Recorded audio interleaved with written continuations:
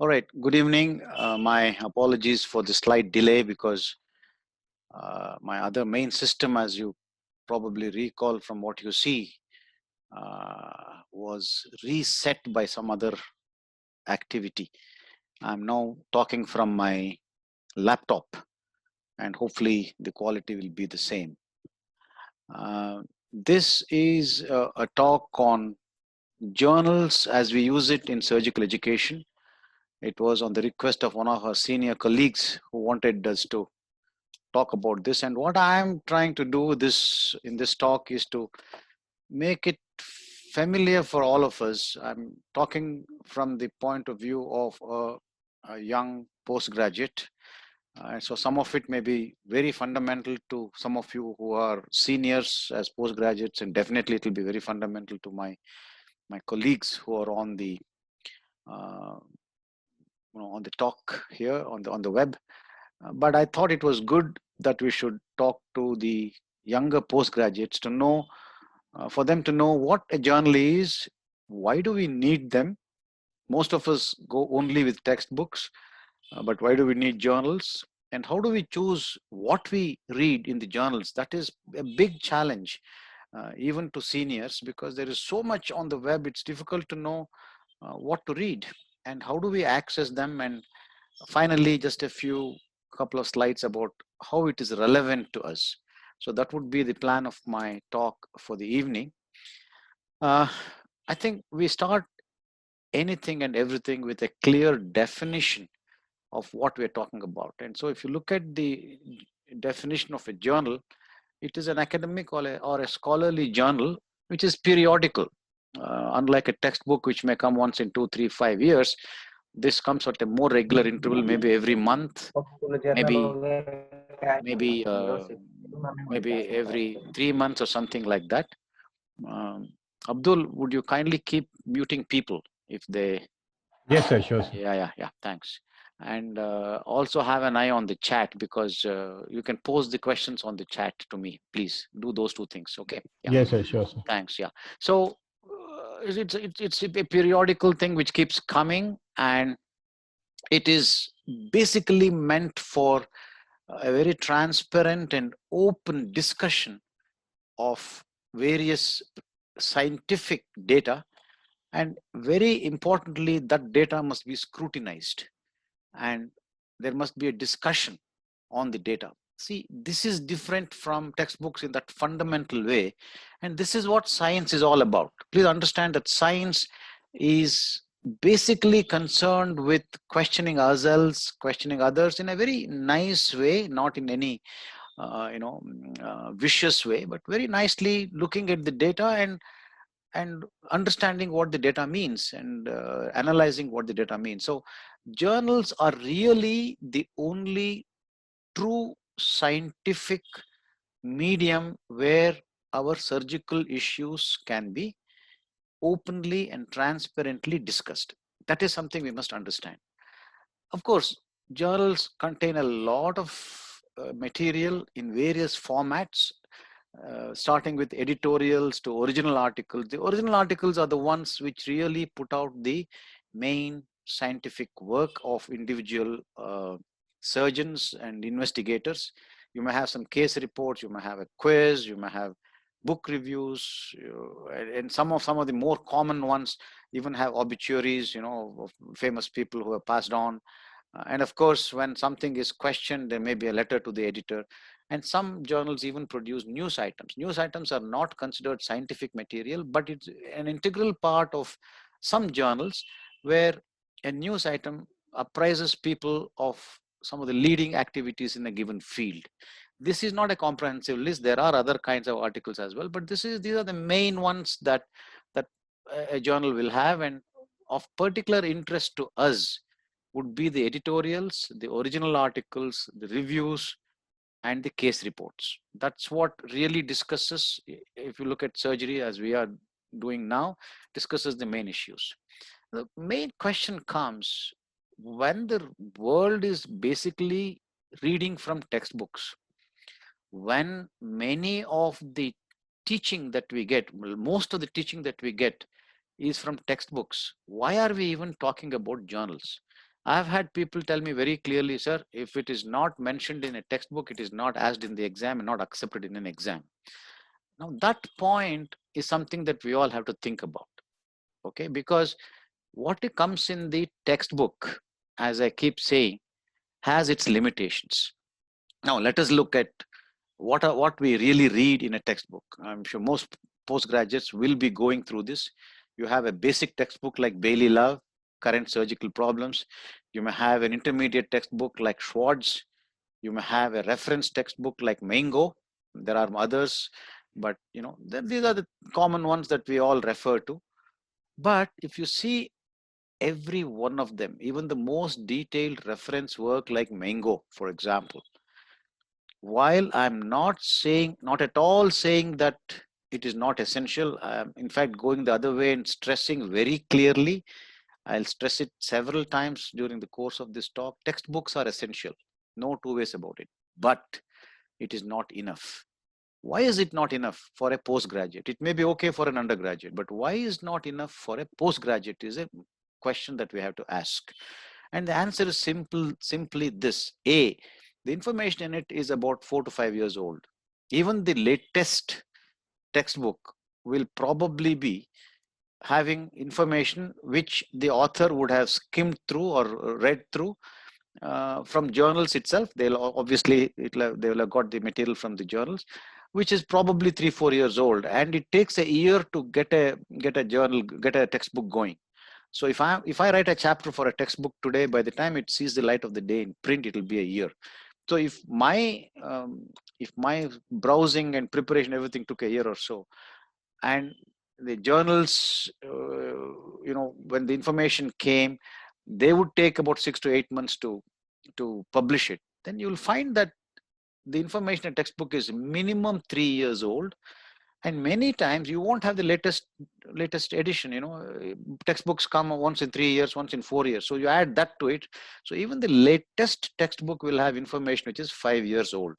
I don't want to say anything more about it, but the fact is that information there is old. And even more importantly, please remember that textbooks are biased. Individuals write their chapters. In fact, one person may write the whole textbook, but even if it's a multi-author textbook, individuals write their chapters, and those chapters will willy-nilly, whether you like it or not, because there is no real peer review or no real questioning of what happens in a textbook material, will have a little bias even from the most neutral author. If I'm the author for a textbook, for a chapter, for example, even though I want to be very, very objective, I will end up pushing my point of view. There is no doubt about it. So to that extent, what is in the textbook is biased. So what is it that we are looking at for a postgraduate? You need to have the most recent and the most valid and the most unbiased information that you have to go by.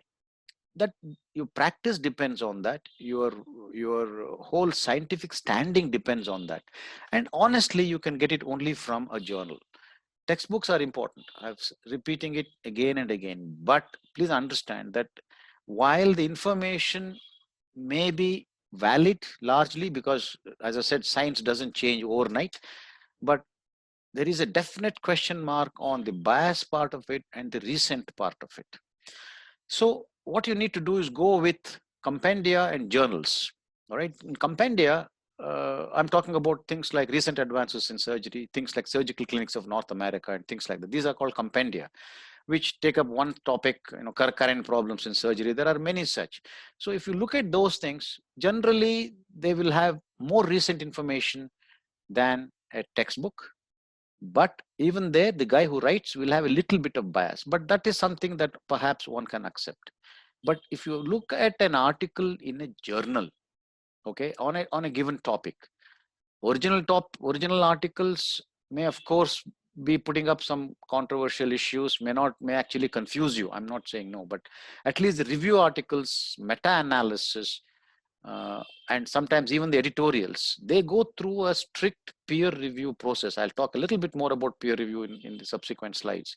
Now, when that happens, that is when you reach nearly, not maybe not 100%, but 90%, you reach this goal of getting recent, valid, and unbiased information. All right. And the other reasons where we need to really read journals are, and perhaps when you read journals, you also want to write and participate in the whole process of scientific knowledge transfer, or exchange is a better word than transfer. Then you look at this these motives that we all have. This is from Martin Shine, who is a very good surgeon, great author, I think. See, you may need it for academic promotions, you may need it for professional promotion. These are all for your own personal growth. But what catches me more, particularly for a private surgeon who is not in academics, who doesn't bother about money or professional promotion or academic promotion or whatever, where there is no law or there is no NMC demanding that I should write something. There are two interesting things that you have to do, and those are the altruistic motives, which applies to every single surgeon, which is dissemination of knowledge. You do something, you think that there is something new or something different or something which can add to the quality of your work, of the surgical work in your community. You want to share it with people, disseminate it, and that is one very good altruistic motive. Second one is research selectivity. See, you can't be doing research for in all the fields. Surgery is a very vast field, and so it helps you to, it's called like a goal directed therapy in treatment of shock, for example. It may put you to through certain 3 or 4 areas of interest, and you have the kind of selectivity that you want to work more on, and disseminate more and more knowledge. And when you do all this, automatically people will get to know you. You may not do it to become famous, but you will invariably become famous. And so I think there is more than one reason for all of us, starting from your postgraduate first year for postgraduate study, to go for journals. Please read all the textbooks that I mentioned, the basic, the intermediate, and the reference books. But in addition, spend a few hours every week on browsing through some journals. Now, what is it that you would read in the journals? That's the next question that we have to come to. Please read all the editorials. They are the best, the latest, and the real experts will have given their view, and that view many times will be peer review. Some journals, of course, don't peer review because these come from very senior professors. But honestly, I feel that however senior you are, your work must be peer reviewed. But it doesn't matter. Most journals will peer review all their articles, including editorials, and you can read them. Reviews and meta-analysis are very good. They are very strictly reviewed, and so whatever information they give you can be taken to be as unbiased as possible and as recent as possible. Reviews and meta-analysis, they are very good. And select original articles. Original articles always, in trying to do something new, convey something new, may actually confuse a young surgeon. I give it complete, I always understand that, and I recognize it. The idea of reading an original article is not to get confused and get worried about science and the fickle nature of science. It is not. The idea of an original article is for you to question what you do. Simple things. Is a Ryle's tube required after a colonic operation? Is a drain required after a cholecystectomy? Things like this. Everybody would do it automatically. Suddenly you say, look, we don't need to do it. Is a colonic preparation required before doing a colonic resection? Should we give intravenous antibiotics or luminal antibiotics or no antibiotics at all after colonic surgery? Things like this. There are any number of papers on all these topics, everyday topics. Views do keep changing with time. There will be a seesaw, but the point is, you have to question your daily practice and keep looking at papers which may add to your quality. And then, maybe it'll make you change your practice. Maybe it'll say, okay, what we're doing all these years were not probably right. We can do something to improve our practice. And that, for that reason, all surgeons, practicing surgeons, should read journals, and that habit must come when you're a student. Can I pause here for a short while, and ask for questions or comments uh, about what I have said so far?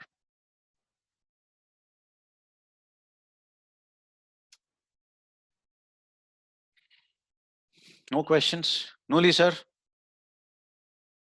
Comments? Sir, what is I'm not getting peer review told. I'll tell you about it, sir. I'll tell you Okay.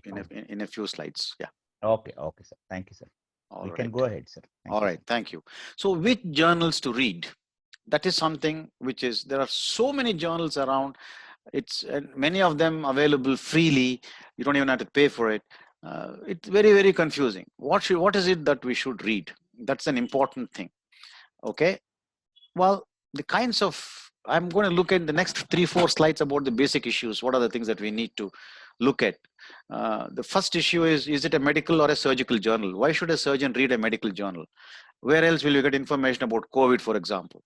Where else will you get information about medical fitness for surgery? It'll have to be through a proper medical journal. So even though we are surgeons, we need to look at some aspects of medical practice and as I said, internal medicine practice, to keep in touch about what happens. And also, people may take issue with me for saying this. You don't want your physicians to take you for a ride.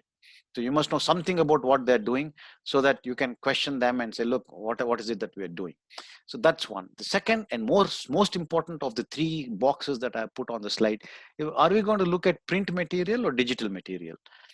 I think a time has come when print material is slowly going out of the way, out of the realm of most of reading materials.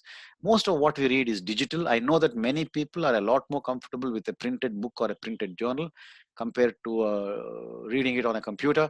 But I think days of printed material, hard copies are limited.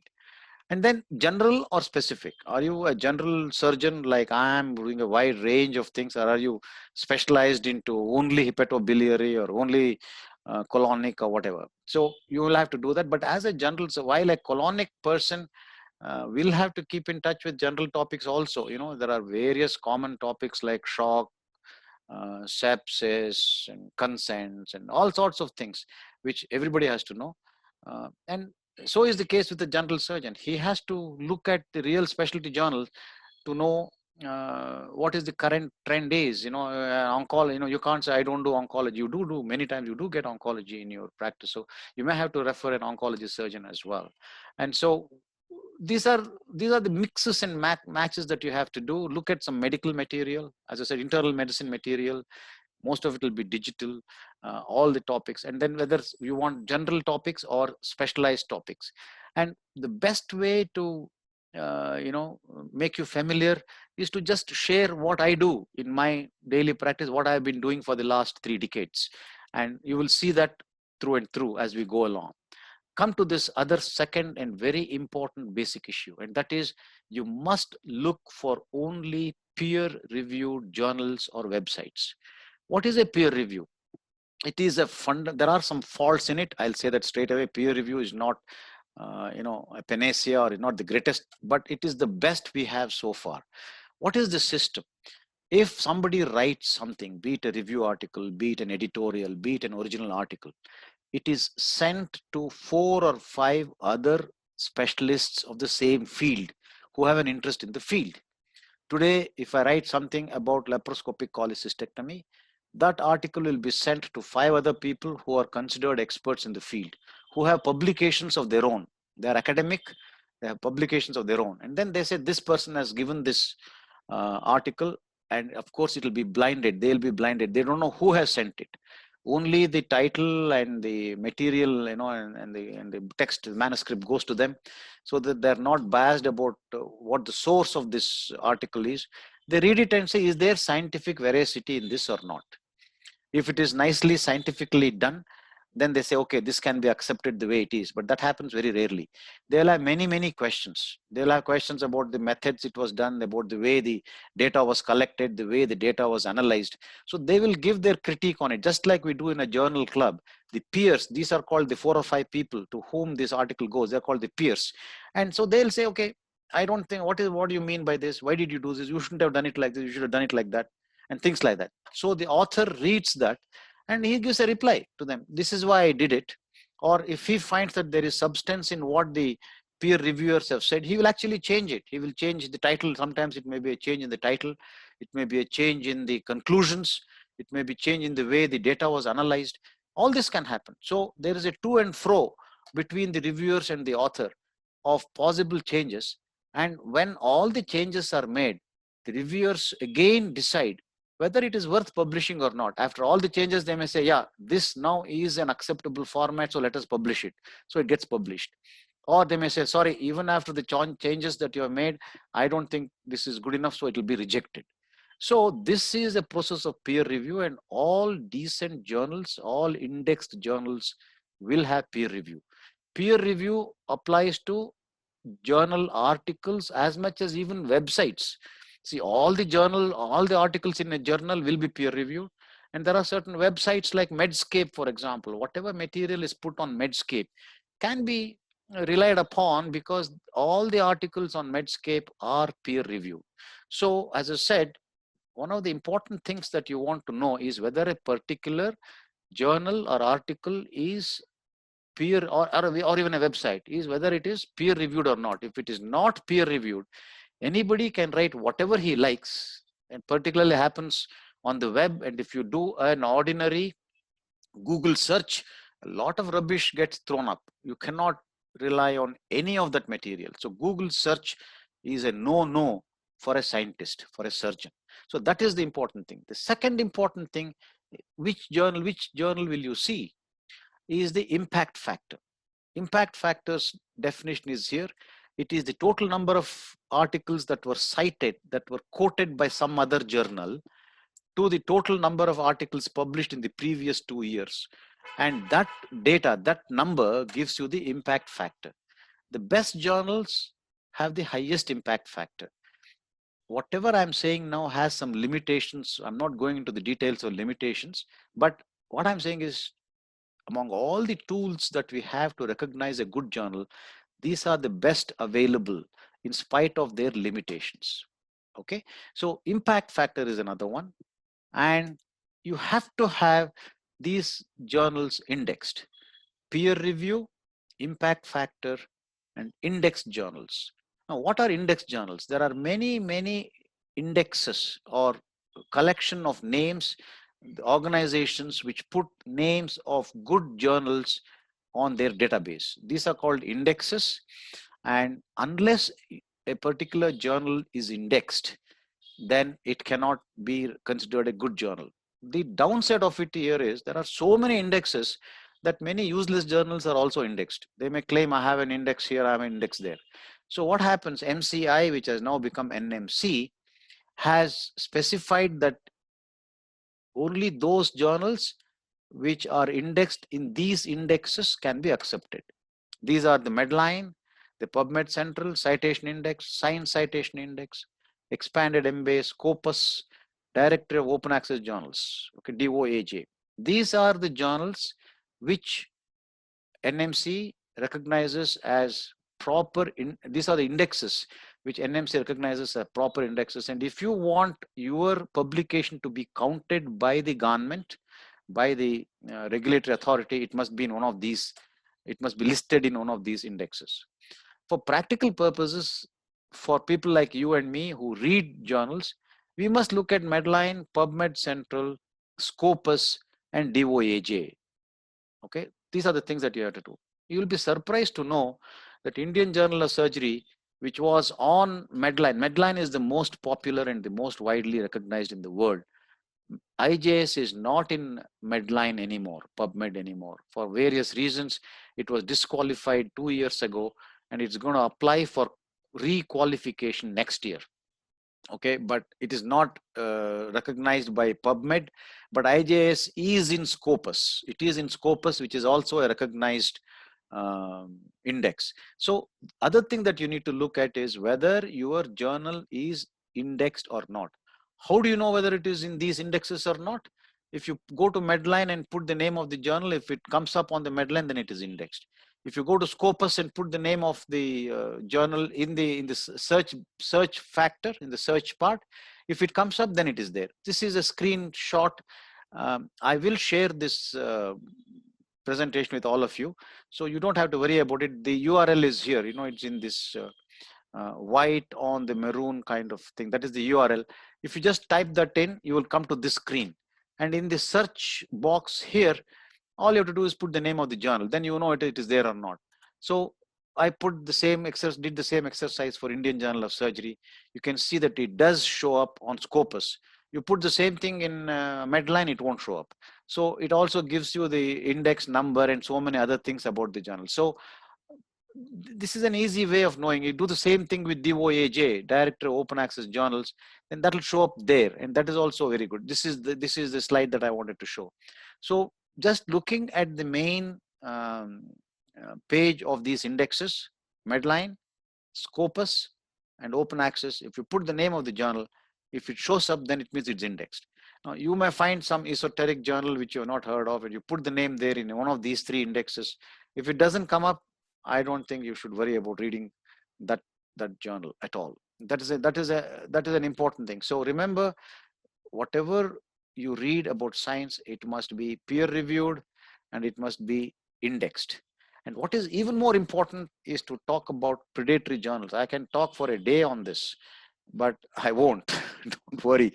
I just want to tell you that these are commercial ventures, and the sad fact is that a lot of it is run from Hyderabad in India.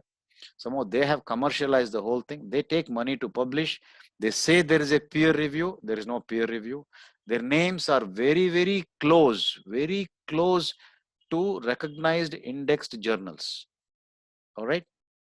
Very like if you have an index journal called International Journal of Surgery, then they will have a predatory journal called International Surgery Journal.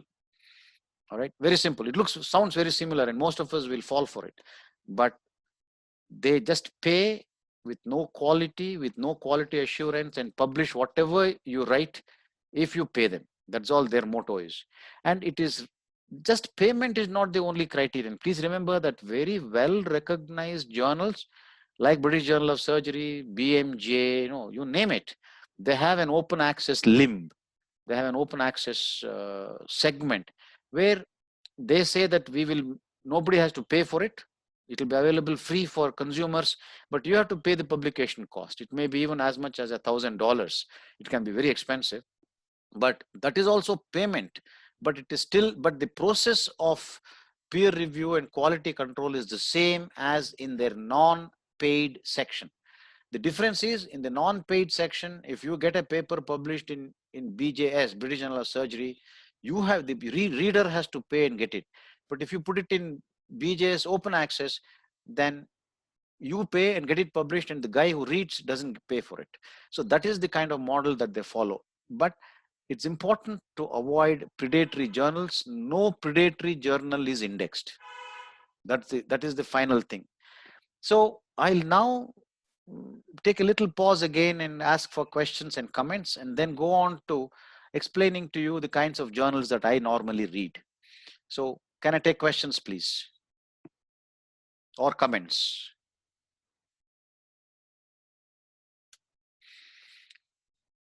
Knowle, sir, I'll have to call on you again. This peer committee is constituted by whom, sir? By the publisher, by the guy who prints and publishes the journal. He's a medical person. Yes, most of the chief editors, you see, publishers are the business part of it, MBAs, but they will have chief editors. And the chief editor will usually constitute, will have a group of people, maybe each journal maybe will have 50, 60, 70, 100 peer reviewers. And depending on the specialty, the chief editor allots these papers to 4 or 5 of those reviewers. Now, once my article is submitted, sir, yes, and if they refuse it by giving this one, yes, can I apply it again or ask for questions why you are refusing like that? No, you can't ask. If they reject it, it's gone, sir. You can't question them at all. That is final. If they reject it, you can't do it, and you can't submit it to the same journal again. You can submit it to some other journal.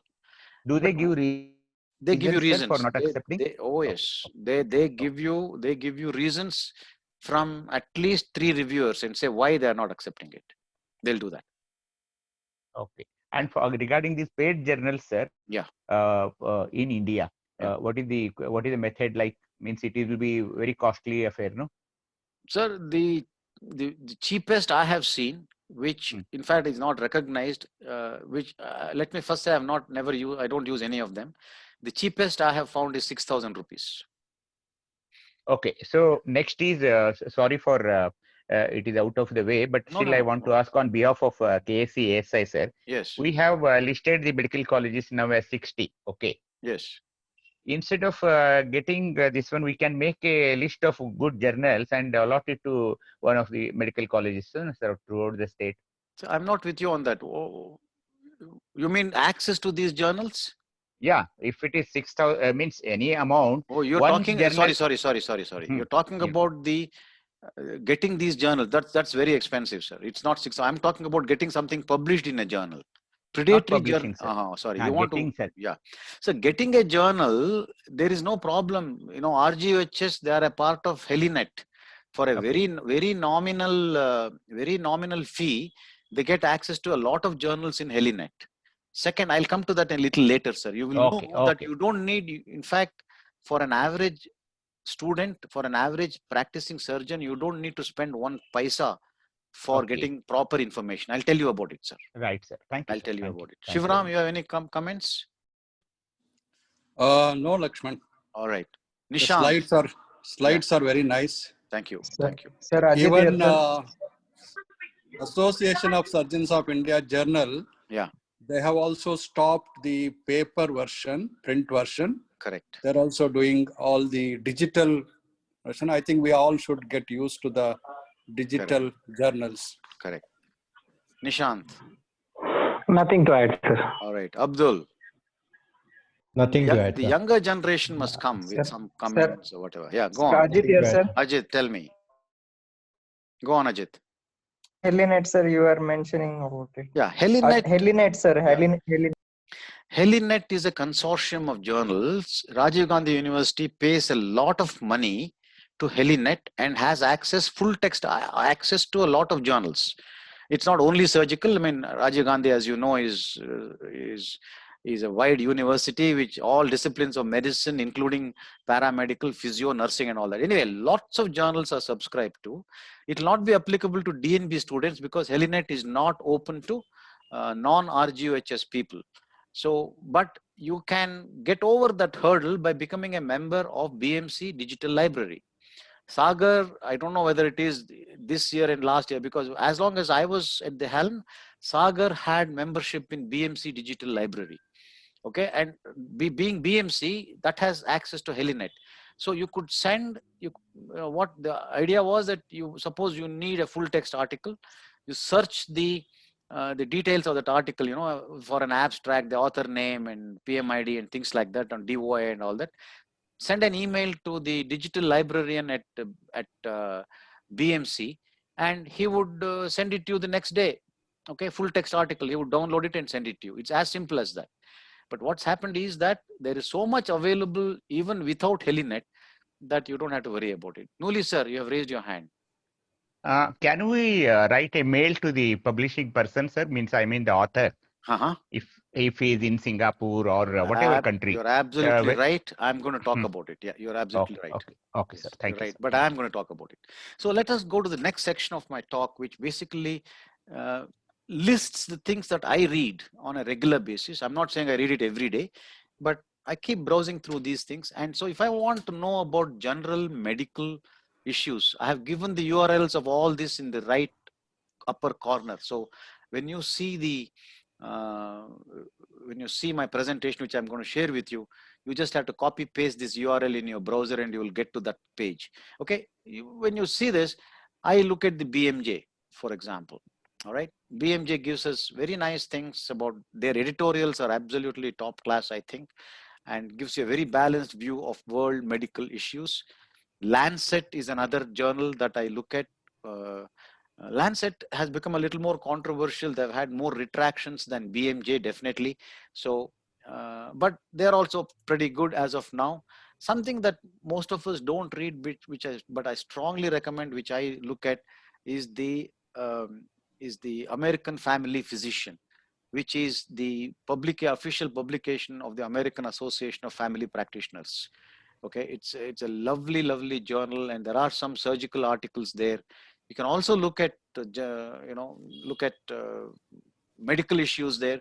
I can tell you that long ago, 20 years ago, when I looked at it, I learned a lot about painful perianal conditions from this journal than from standard surgical journals. Honestly, I can say that, they had described the abscess, fissure, fistula, thrombosed hemorrhoid so nicely. That was a journal meant for GPs, but I learned a lot as a trainee surgeon with that.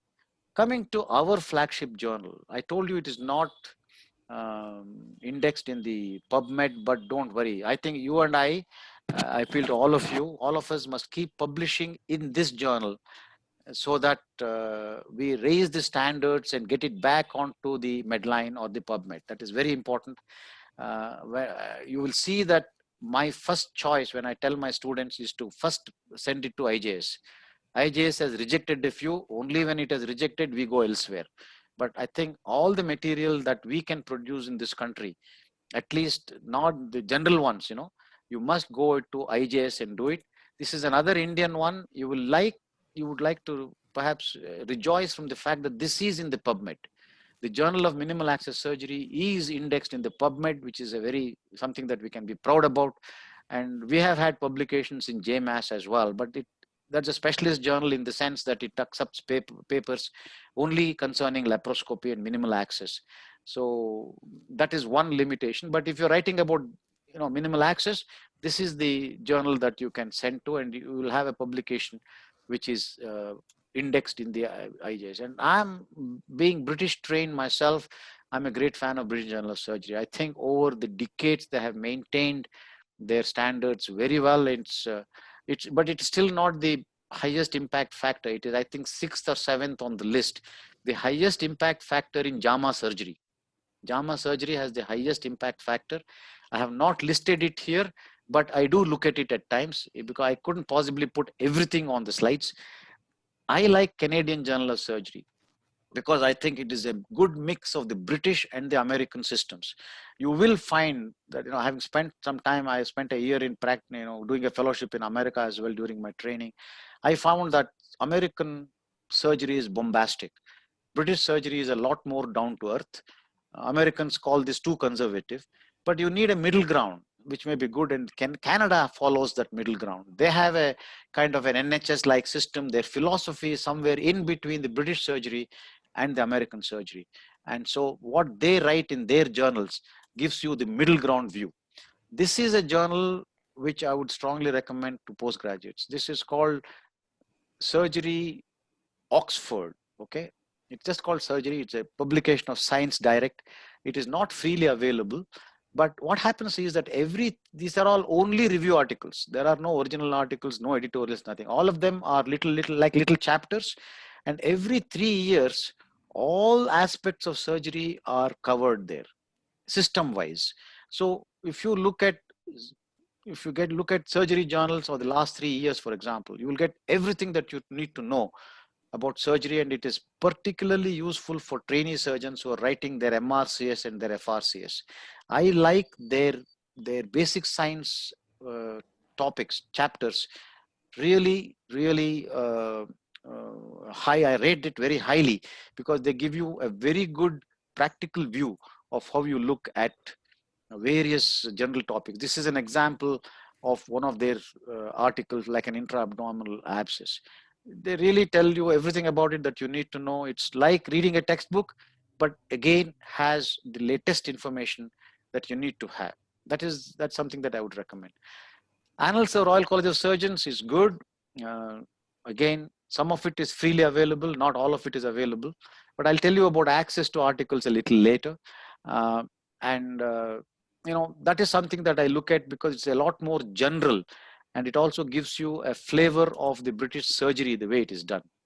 Coming to specialty journals, this is something that I would always recommend all general surgeons to see. Oncology. We all do oncology. There's nothing like we shouldn't do oncology. Of course, we are not oncologists, surgical oncologists, but you do come across a lot of cancer cases. You want the latest information and look up about it in the shortest possible time. This is what you need to go to: cancer.gov, publications, PDQ, and each of those, if you see down here, I have highlighted it with a box here. There is one document for patients and another document for a health professional. Always go for the health professional option. You'll get a lot of information about it. And I'm then going on to the compendia that we talk about. Surgical clinics of North America is something that I normally see. I also see surgical clinics of, clinics in surgical oncology, recent advances in surgery and things like that. As I said, I have not listed everything there, but have an idea of these things, and they also give you very good recent information. And I mentioned about a peer-reviewed website, which is Medscape. Medscape has actually specialties. You can choose the specialties that you like. I have chosen general surgery and gastroenterology in Medscape, and so I get information about these two. How do we access these journals? I've listed these things. How do you get at them?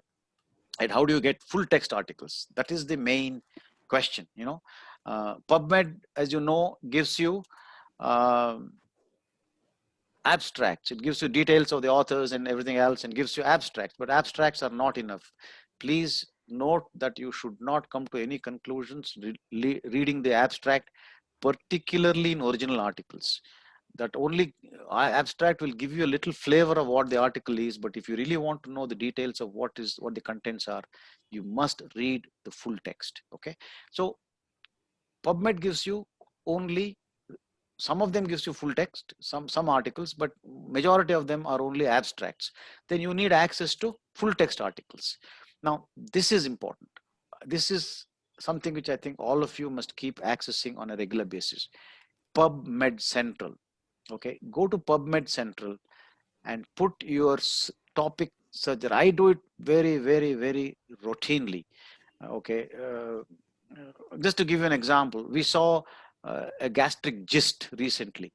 I knew about gastric gist. I knew that you could take it out laparoscopically. You could also take it out endoscopically. We wanted to know a few more things about it.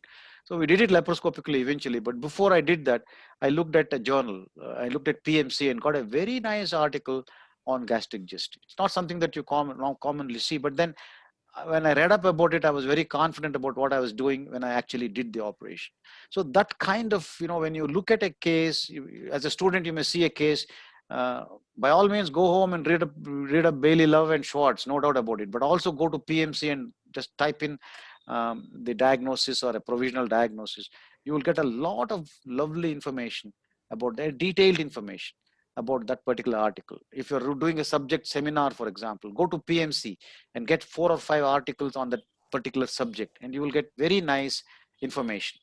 Now, how do you access these things? I've told you about these free things. PMC is free. Nobody needs to worry about it.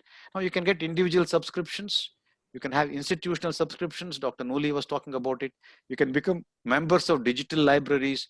And as Dr. Knowle quite rightly said, you can actually write to authors. This is a very, very nice option that you have. Now, individual subscriptions are very, very expensive. I don't subscribe at all. Institutional subscriptions are okay. Many of these, they have a budget. Many of these medical colleges, they'll get subscriptions and you can get it through their libraries. Digital libraries are the best option. Very cheap, very cheap. So I can tell you, any of you can become members of digital library, I think for 6 or 7,000 rupees in BMC, 6 or 7,000 rupees a year, well worth the money. If you have difficulty having access to journals, become a member of the BMC digital library, wherever you are. You can just send him an email and he will send you the article if it's in Helinet. You can also write to the authors. Nowadays, most journals come with the email of the author. If you write to the author, I'm yet to see a person who will not send you an article. See, the publishers, for example, when we don't pay for our publications, all our publications are closed access, not open access. We cannot put the full text on the web, even though to some extent, I think we are beating the law and putting it in closed circles. Our published articles we publish in our WhatsApp groups. That's not very wide. So I think we'll get away with it. But definitely nobody will object if you write to me to read one of my articles I'll be the happiest person that somebody is asking for my article and I'll send it to you by email. That is universally true. Every author will happily send his full text article to you. So if you want something and you can't get it from elsewhere, write to the author and you will get that journal. I've already mentioned about Helinet, so I'll skip this slide, but again reminding you that even if your institution or you're not given access to RGUHS directly, you can go through that is completely legal and open and correct. Go through the BMC digital library and get access to Helinet. Here is where I come to give you my personal contribution, which I'll happily do unless I get 100 requests a day, which I cannot cope with. But I have access through two of my trainees. I trained two people from Ethiopia in laparoscopic surgery, and no money. It was not a commercial deal, and so they were very happy to help me, and they asked me, how can I help you, sir? So I told them, give me access to Hinari. Like Helinet of Rajiv Gandhi University, the WHO has a consortium of journals where all these main publishers, the major publishers, give access to developing countries their material free of cost. So Hinari is that WHO initiative, and unfortunately India is not considered developing anymore. We have become rich now, so we have no access to it. But I told my friends, my Ethiopian young friends, okay, help me get access to Hinari, which they have done.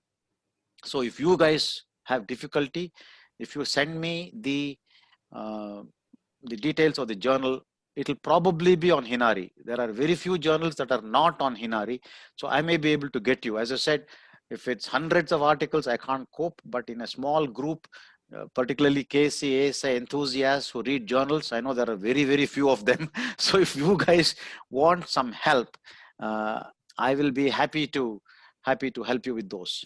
And also, please remember this. This is called the DOI. If you look at any journal, I put a thing on this thing, gastric gist and gastric schwannoma. I told you about the gist.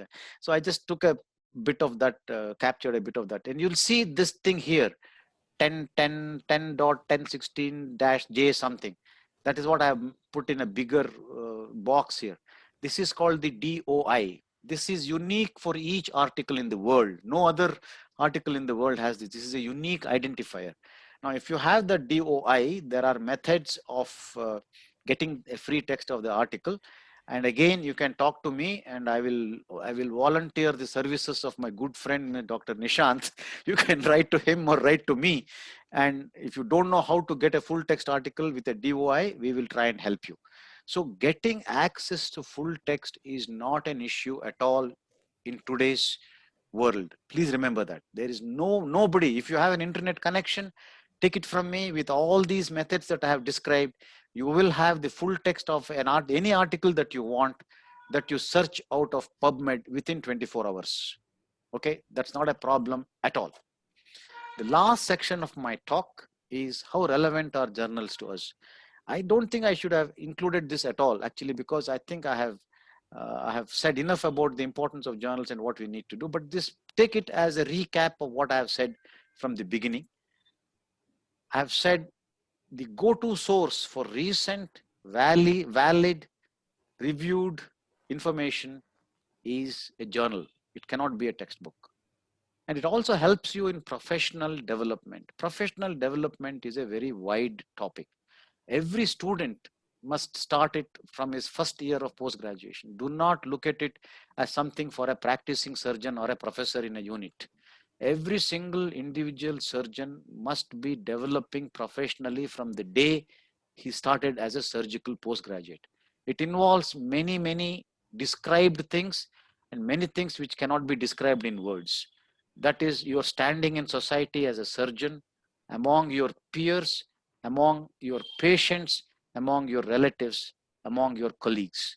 It is a totality of things where you're seen as a person who is honest, who is ethical, who is skillful, and who is well informed. All right. So I think you will have reached the pinnacle of your professional development when one of your colleagues refers his mother or father or sister to you for an operation. That is a simple metric for your professional development. Okay. And if you want to do that, you need to go to a journal. Reading textbooks and doing something because somebody else told you to do will not give you that standing in society. And that is something you must know. Now, my last 1 or 2 slides will only tell you which journals we submit papers to. Okay, we keep submitting papers many times. We have published many papers, but please understand, we have had rejections also. Rejection is a way of life for any author who sends a paper. Until now, I was basically talking about people reading and learning for themselves, but I'm ending this talk with 1 or 2 hints about, or 1 or 2 suggestions about where you want. I want all of you to write papers. You must collect data, analyze them, and write papers. That is a requirement for today's good surgeon who can claim to be a professionally developed surgeon. There is no doubt about it. So with that in mind, this is the order in which we keep sending our papers. As I said, purely out of some love and for this passion that I want IJS to come back onto the PubMed, Medline indexing, we first send it to Indian Journal of Surgery. If it is something laparoscopic, we may send it to Journal of Minimal Access Surgery. We have had publications in World Journal of Surgery, International Journal of Surgery. These are 2 things which we have explored recently. Okay, Journal of Clinical Investigative Surgery and Research and Annals of African Surgery. They are also peer reviewed, they're indexed. None of them expect money. We haven't paid for any of these publications that we have had. And British Journal of Surgery have put last. We have put 1 or 2 papers and they have been rejected. And so I find instead of sending them and then getting it rejected again, I much rather not waste time on them. But yes, if you want to get it done in BJS, as a part of that achievement that I got it in BJS, I will not stop my student from doing it. Okay, if they want to do it, they can definitely write to the BJS, but they get so much material with such high degree of scientific inputs and with such a lot of money backing, financial backing coming out of big labs and big units. It's difficult for us to match them as an average Indian. Okay, but of course there are many Indians, not many, very few, who have had publications in BJS. I've had a publication in BJS, but I was working in England at that time. To be honest, after coming back to India, I have not had a publication in the BJS. So this is all I have to say, friends. I hope that I have managed to give you some information about what journals are, how they have to be approached, how to access articles. And I hope I have stimulated your interest in trying to write to all these publications and get your work published in these journals. Thank you very much. I'll be happy to take questions and comments. Sir, I have a question, sir. Yeah. Sir, sometimes while the sample size, you're not able to get the adequate sample size. So before that, can we publish it, or you have to get an adequate sample size and then only you have to publish? See, publication in a journal is difficult before you get a sample size. If you have calculated a sample size, yes, sir. What you're basically saying is that I have to examine or I have to investigate this many number of patients before the results that I get out of this are valuable.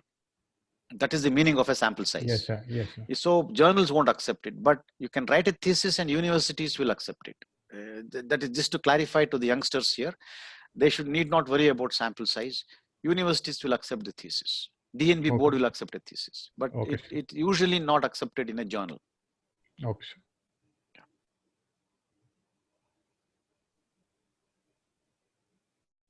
So time for the seniors to give their inputs and their comments, please. Ravi.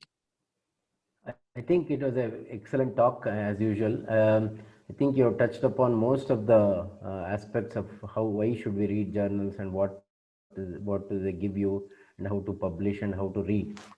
I think Dr. Knowle was very particular about whether journal articles can be quoted in are accepted in the legal fraternity. I think it is definitely in any peer-reviewed journals, if it is published, then I think that can be given as evidence for, and I think it will be accepted by the judges. I don't think there is any doubt about it. Yeah. And he also made a comment about Indian articles being rejected. I don't think there is any, there may be a little bit bias, but I think it is because of the credibility of the data that we actually send, which is probably in question. I think if you read, for example, the last journal club we discussed how well the whole process was gone, had been done. I think it takes a lot of effort. So if we put that kind of effort and produce credible data, I don't think they will reject it. I don't think there will be some degree of bias, but ultimately, if we make it, waterproof, they will accept it. Yeah, yeah. Agreed, sir. Sir, journal articles are definitely accepted in a court of law. There is no doubt about it. Yeah. And I agree with Ravi in that I don't think there is a particular bias against India, but I would qualify to say this, and this is directed at our young minds here.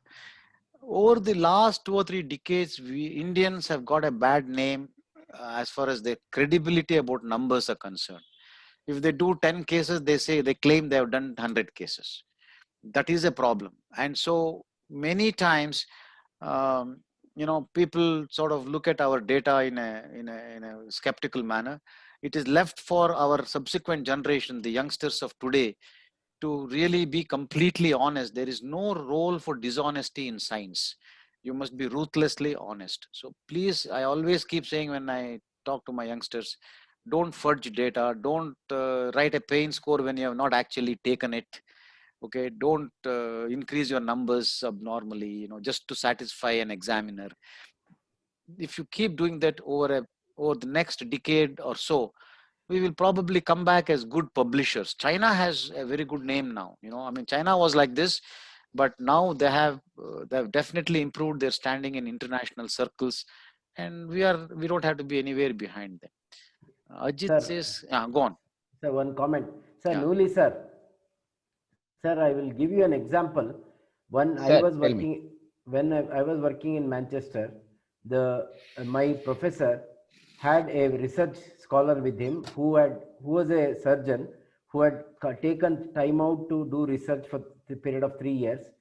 He did excellent work, and it was so good. There was a prize in the Surgical Research Society of Britain called the Patey Prize, which is the very, very prestigious and one of the best prizes a student can ever get. So he even won the Patey Prize.